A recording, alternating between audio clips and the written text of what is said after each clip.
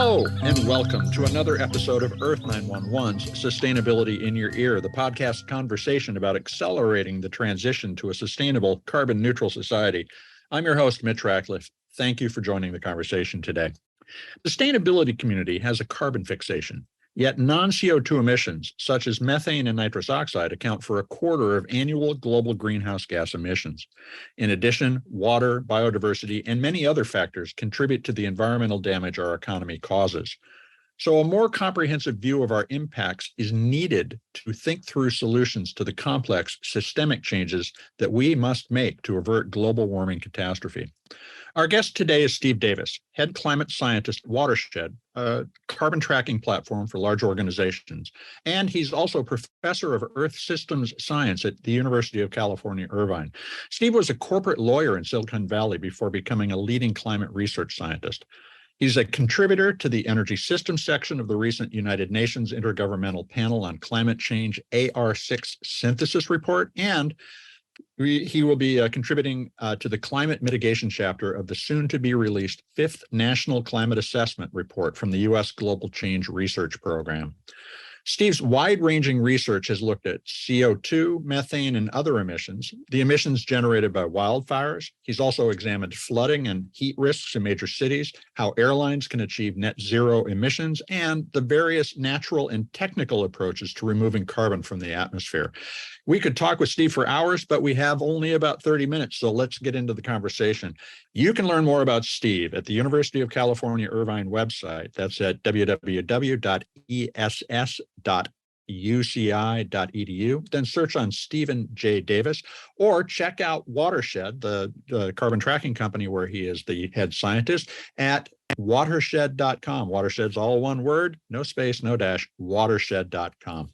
Welcome to the show, Steve. How are you doing today? I'm doing really well, Mitch, and it's a pleasure to be here. Well, thank you for joining us. I want to start off because I worked in Silicon Valley too. You started off your career as a corporate lawyer there. What motivated the change to the Earth Systems Sciences?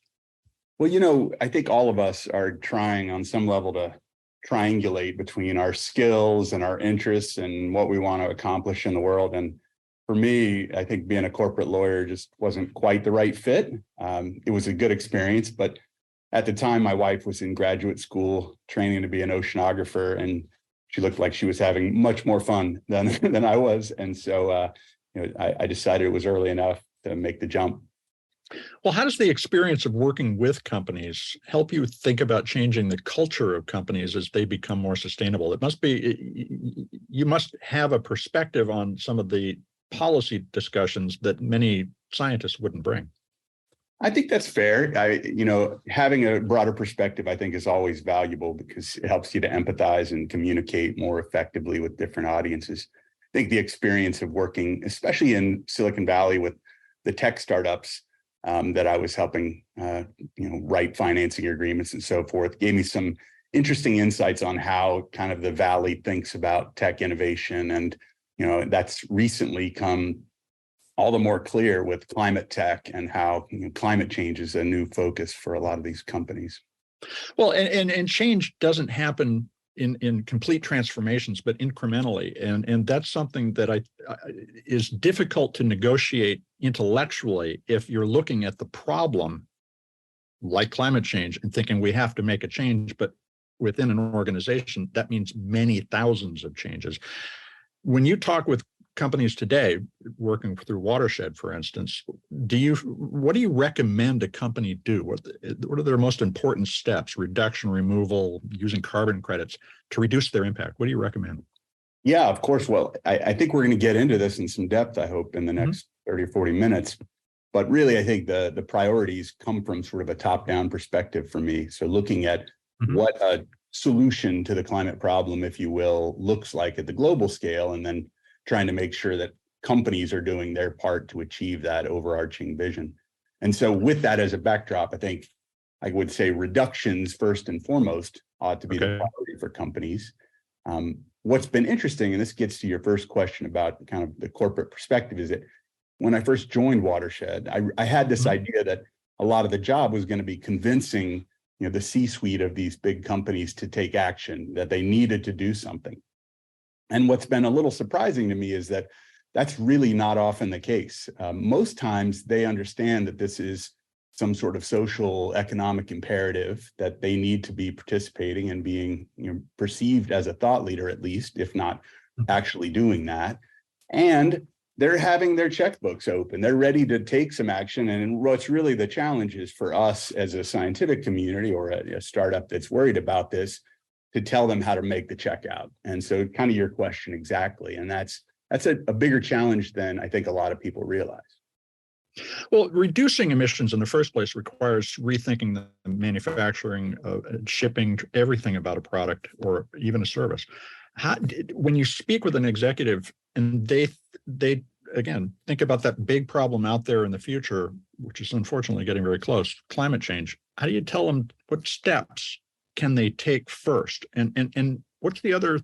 How should they communicate those steps? Because, of course, they don't want to be perceived as greenwashing, but they also want people to know they're making progress. Right. I mean, I think the good news on this front is that we increasingly have options that are cost effective. And this wasn't the case when I started working on climate science more than a decade ago. Right now, solar and wind, for example, everyone has, I think, digested, are among the cheapest ways to produce electricity, if not the cheapest in a lot of places. Electric vehicles are increasingly competitive.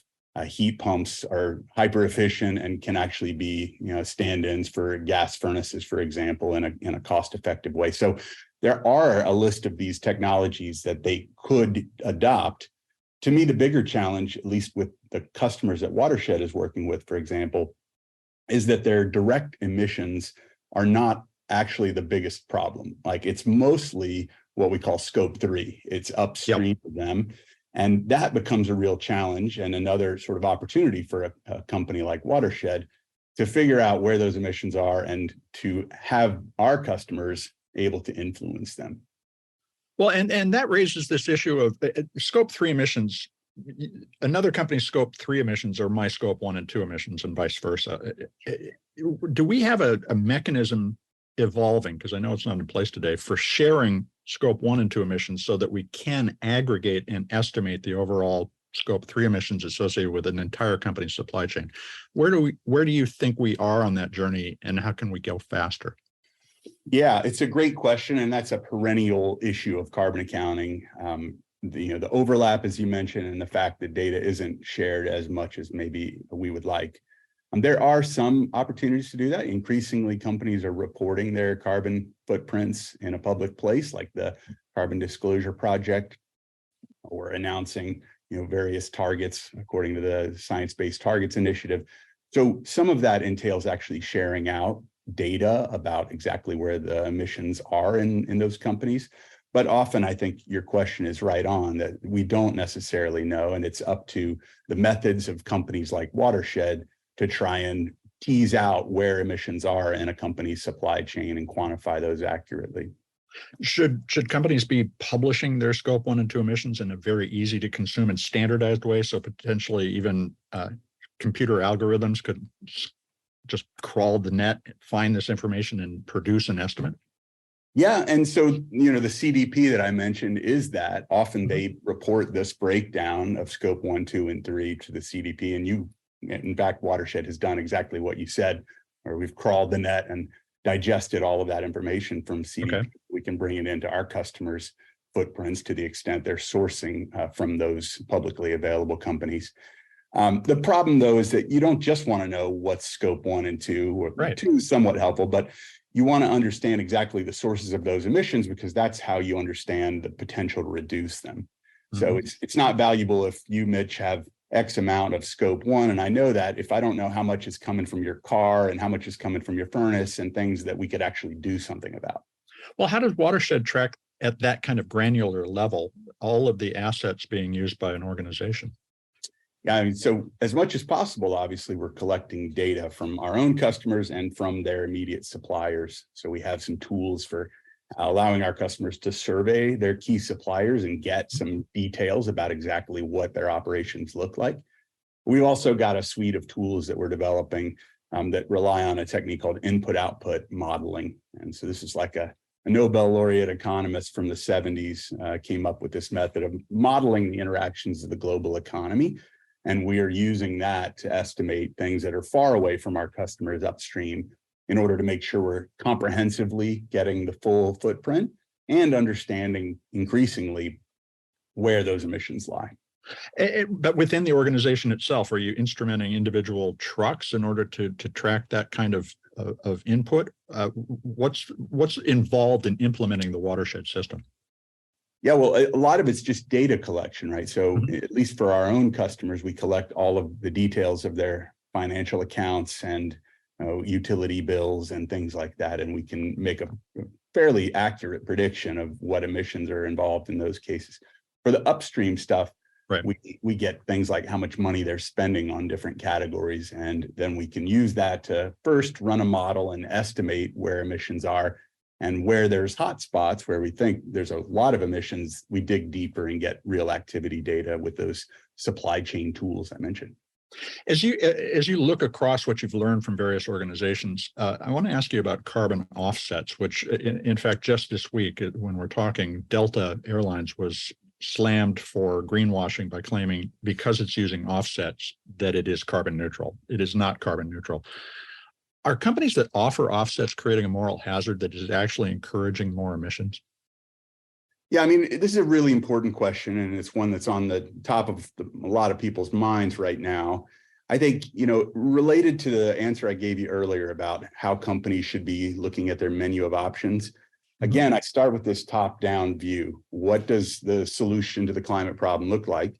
And it's fairly clear now that meeting global climate goals is going to require some amount of carbon removal from the atmosphere, possibly many gigatons a year.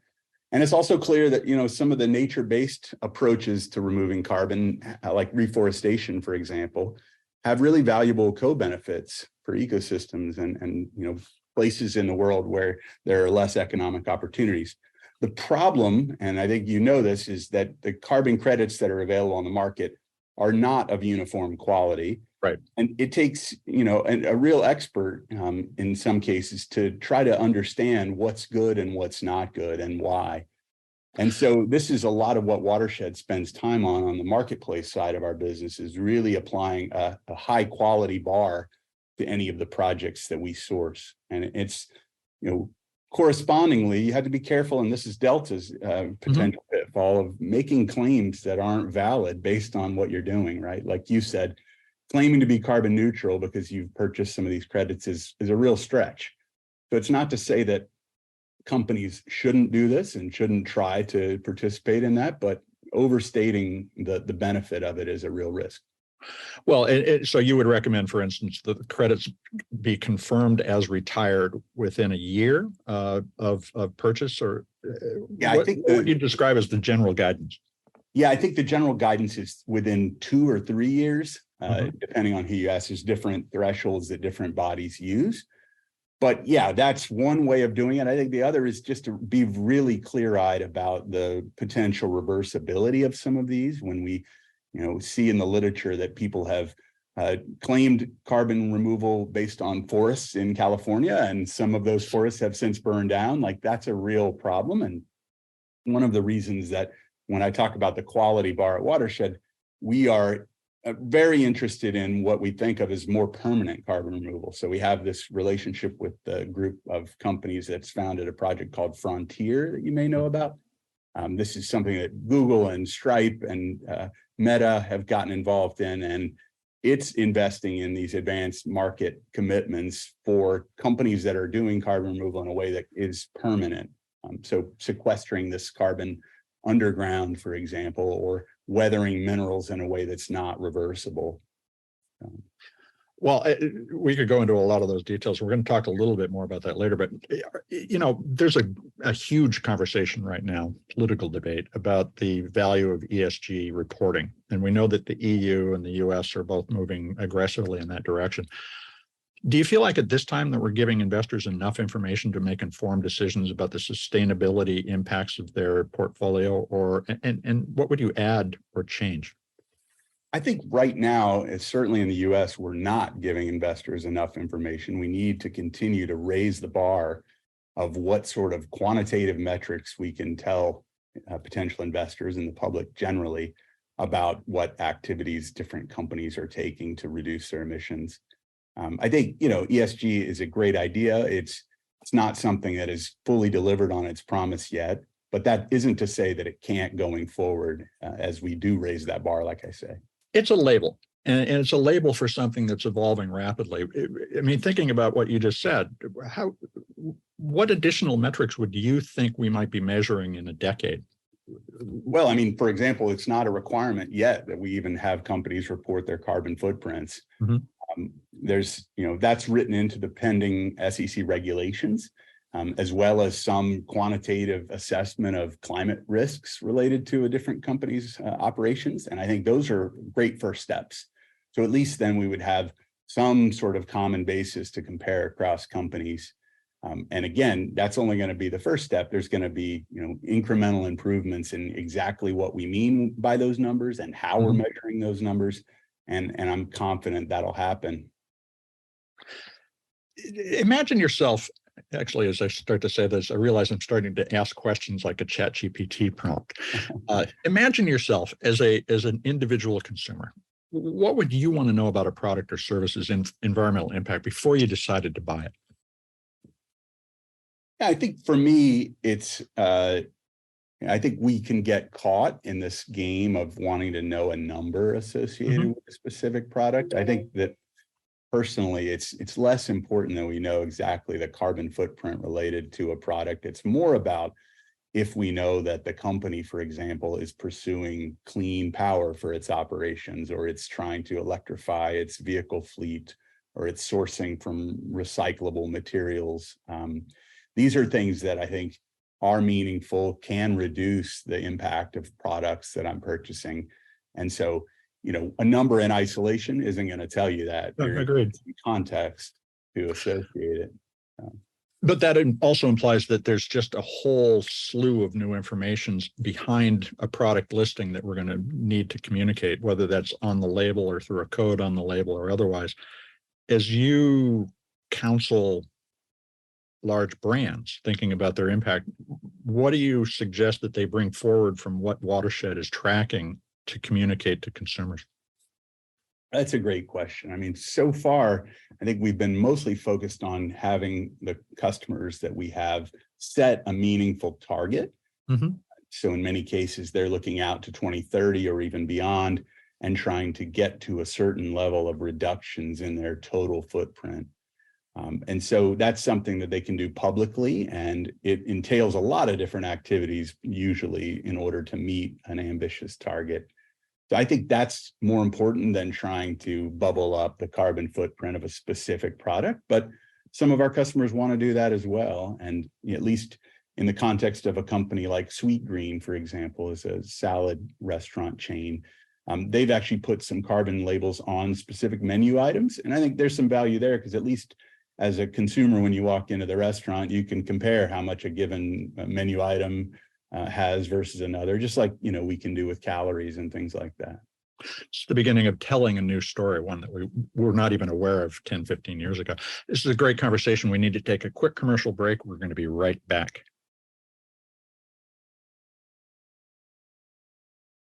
And we are back to continue our conversation with Steve Davis, professor of Earth Systems Science at University of California, Irvine, and head climate scientist at Watershed, a carbon tracking platform for large organizations.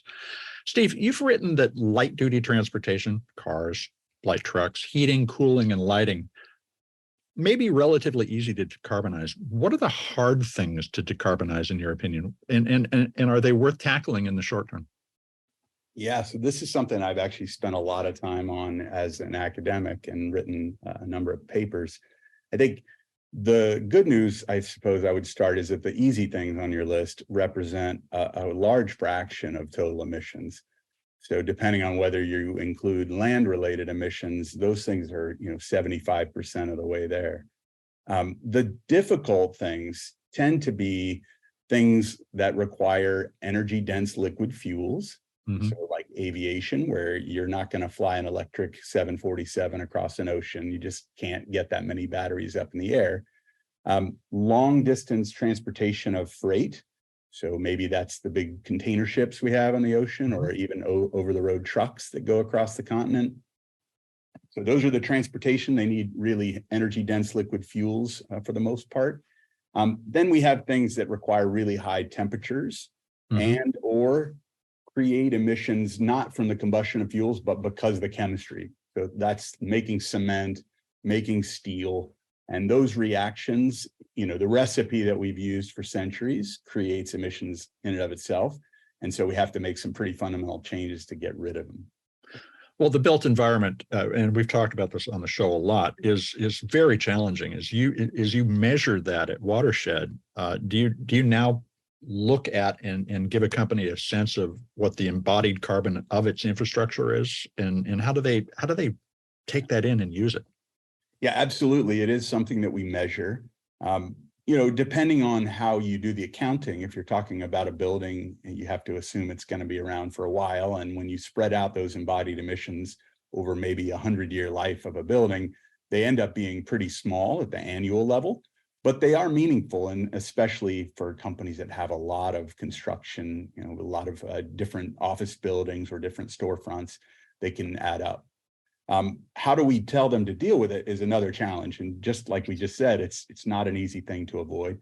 There are some exciting things going on with the steel industry right now. There are demonstration facilities up and running in Sweden, for example, that are making net zero emission steel. There's also an opportunity to dramatically reduce steel emissions just by sourcing steel from recycled sources where possible and using electric arc furnaces instead of blast furnaces. So, we can steer them a little bit, I guess is the answer there, Mitch. And again, it's a new set of ideas that we need to take in and rethink. But do you see scaling up something like the zero carbon steel as a viable scenario for the next decade? Looking at this, it sounds a lot harder than it probably is, but I think I'm maybe blithely confident that when the dollars are lined up, things happen quickly. And so what I'm optimistic about when it comes to steel is that even though those steel facilities will need to be built and it's going to be costly, when you look at the cost of green steel to an end consumer, it's actually quite modest. So, making your next vehicle with green steel might make the car $300 more. Some people upgrade the stereo system in their car for $800. So that's a pretty modest investment. And I think it's reasonable to think that there could be lead markets of maybe government procurement, maybe, the sort of community of people who care a lot about climate that would be willing to shell out another $300. But if you get enough of that commitment in place, it justifies the construction of a lot of those plants and snowballs, hopefully, over time. If we could generate credits from avoided carbon in steel production, for instance, would that be an important part of the incentive model, or can we put that aside? Yeah, I think the issue is, I think with avoided carbon credits is that you're really hanging your hat on this counterfactual of what would have happened.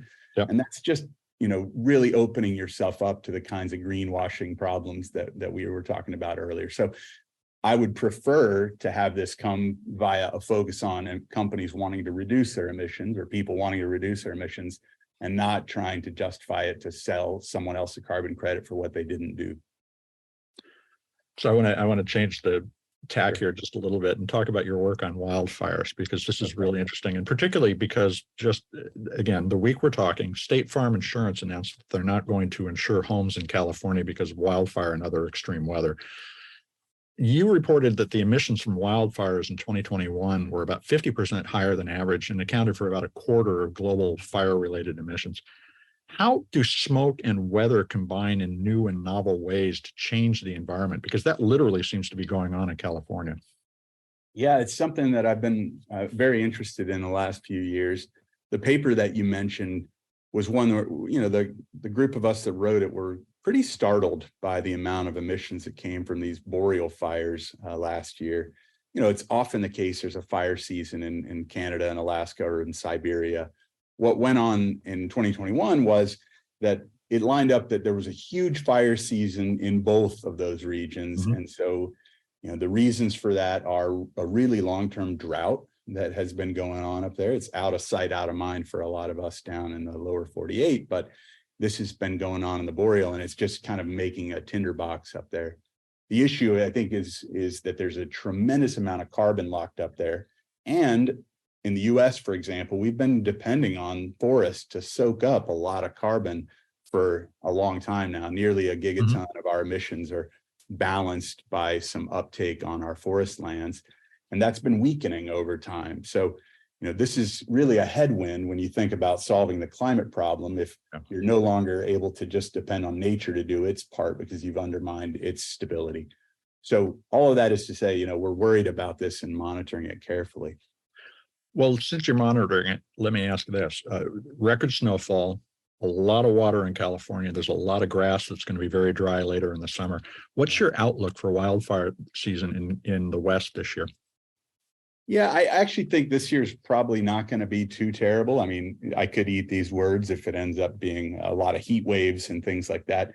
The vegetation, I think you're right to point out, that becomes fuel for fires, but often that's a year later, and it tends to be more in areas that don't have a lot of forest. So it's grasslands, for example, like in Southern California, where you might see an uptick in these kinds of fires following a wet season. The issue for more forested areas of the West is that there's been a long-term drought, which has killed a lot of trees that are standing dead now and ready to burn. And so those are the ones that we worry a lot about for sparking really large fires. And they're still there, but at least the soils and the forests are a bit damp right now. So that should hedge a bit this year. A lot of these forests are federal lands and the grasslands that you were talking about. What changes in land management, forest management, do you suggest we make in order to respond to both the standing trees that are dead from drought and beetle infestations, as well as I don't want to suggest we rake the forest or anything like that, but what can we do to reduce these risks? No, I think this is something actually I have an active project right now where we've gridded the whole state of California and we're analyzing what could you do and how much might it cost? Because the issue is there are things you can do. You can go in and mechanically thin the forest with equipment or even just people, taking out some of the dead timber, taking out some of the underbrush, not raking, so to speak, but similar actually. Or you can do prescribed burns where in a wet time of year, you can go in and use fire to help you clear out some of the dead matter in the forest. And those will reduce the amount of carbon there and the likelihood that it burns going forward, but they're expensive because, there's a lot of equipment and safety precautions and, access issues that really make it not an easy and cheap thing to pursue in a big way. So what we're trying to do in the study I mentioned is figure out what it would cost and then what the benefits would be for a given parcel of land, and then look over the state and say, okay, if you've got some finite budget, where do you work on this first and where do you maybe leave for later? Sounds like the same actuarial tables that State Farm must have used themselves. Maybe so. Maybe they're ahead of us. That wouldn't surprise me. Well, they're the ones who have the bigger loss to deal with. Right. This is just a curiosity or something for us, but yeah. I do want to talk more about carbon removal and particularly ask you for your assessment of several different carbon mitigation strategies that people are talking about these days. Tell me what your assessment of natural land-based carbon removal, like reforestation or forest conservation, is. Is that a key issue or is it secondary? Well, like I mentioned, I think we have to prioritize reductions, but I do see signs that we're going to need a substantial amount of carbon removal. I think, for me, I'm agnostic exactly to the way that happens. I do see there being an advantage to a permanent solution like some of the ones I mentioned, but they tend to be dramatically more expensive. So this is actually an academic question at some level of what are you buying for that permanence? You pay $700 a ton to get a company to suck CO2 out of the air with equipment and put it underground. You might pay 100 or less for even a high quality reforestation project that has some possibility of reversal. There's a trade-off there. I think a lot of it comes down to a temporary removal is equivalent to delaying an emission, if you follow me. Yeah. And so the value of that to the climate actually depends on a lot of different things. One, first and foremost, in my mind, is what do we think the climate is going to be doing over the next 20 or 30 years? Are we going to lick this problem and actually, turn the curve back down so that, we've stabilized the climate, in which case 30 years down the road, that re-release of emissions would actually be past the peak and would still have delivered some benefit to us? Or are we going to continue to go up with our emissions and warming, and then 20 years later we'll have even more to deal with? And so I don't know how each of us feels about that, but I'm somewhat optimistic that we're going to turn the ship, and that a temporary removal, a delayed emission, would have some value. Well, it seems to me that one of the assumptions is that we need to reach net zero in order to begin to draw down. But in order for us to begin to draw down, because Earth has a natural capacity to pull carbon out of the environment, we actually need to fall below the peak capacity for the year first, and then work our way down, potentially with carbon removal technologies, but also simply just continuing to do better. What's your probability of that positive outcome? Can you put an over under on it? So if I'm following, what's the probability that our total emissions globally starts declining year on year? Overall, yeah. Do you feel strongly confident? I feel that we're very close to the peak, if not, cresting it right now. What suggests that?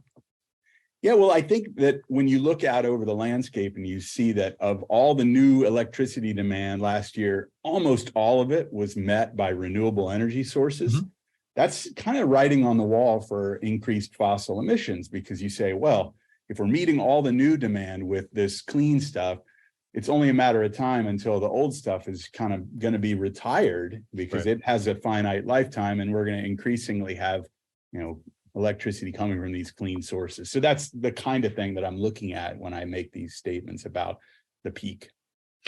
Another point in your work is that this is a very complex and much more complicated than just carbon question. Yeah. Besides CO2 emissions, what should someone, as a consumer or as a business person, think about tracking in order to understand their total environmental impact? Tracking emissions over time, you mean, Mitch? Whether it's tracking emissions or their water use, where things are shipped from. What do you think? I mean, you talked about shipping being one of the most impactful sectors, for instance. What would you be looking at to understand how to reduce your own impact? And not just carbon. This is the business that Watershed is in, at least on the greenhouse gas side, is trying to track what is going on in companies' supply chains is the harder thing. I think most companies are doing a pretty great job of knowing what they're doing internally in their own operations. Doing the modeling to understand what's happening upstream, and then digging in and finding real data where you have hotspots is a lot of work, but that's what we're trying to make easy for companies. It's interesting you raise some of these other sustainability issues, like water use, for example, or maybe biodiversity impacts is on your list too. I think those are things that are in many cases related to what's happening with emissions. For example, if you're deforesting, you get emissions and you're having these impacts on biodiversity. Yeah. Water use is very tightly coupled, land use with energy as well. So I think, we have to start somewhere. It'd be great if companies could start thinking about all these things, but have to be a little realistic and let's at least get the carbon accounting piece of it down before we run, if you will. Well, the nation has a carbon budget. It's been set. We want to get down to 50% of 2005 emissions by 2030. How do you think we're going to do on that? And what can we do to accelerate our progress? Because even this week, there's been a bit of a compromise in Washington, and some of the levers that we had in place are being pulled back. Yeah.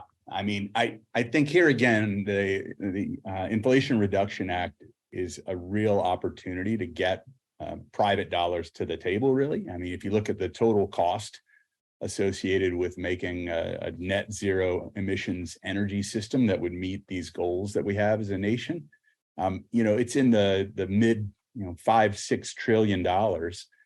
Even the total for the IRA is around $500 billion in subsidies. So you have to think of it as the government's done something to entice the private sector to the table. And now it's up to companies like Watershed to help steer the private dollars in the right direction to avail themselves of those subsidies and spend the rest of that money.